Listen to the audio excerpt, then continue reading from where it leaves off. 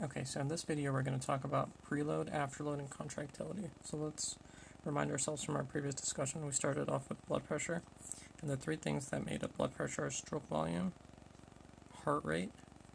Both of these together make up the cardiac output, and the total peripheral resistance, sometimes also called systemic vascular resistance.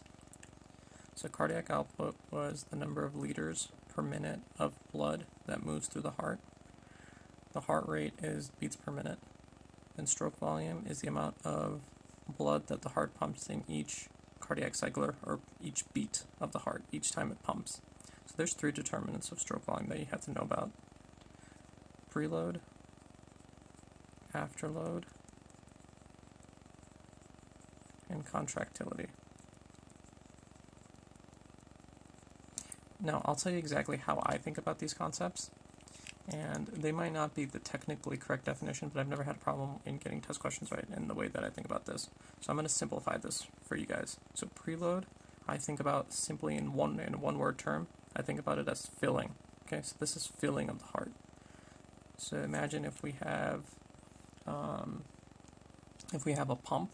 So we want to fill that pump, and then we're going to inject blood out of that pump. So how much blood we put into the heart is the preload. Okay. The afterload I think about is what are we pumping against? So what sort of resistance do we have after the pump in the vessels and the arteries that we have to pump against?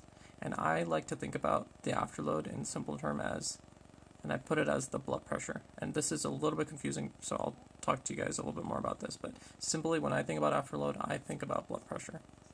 And then contractility, I think about as the strength of contraction. So how hard does that heart pump? What's the oomph of the heart when it's pumping?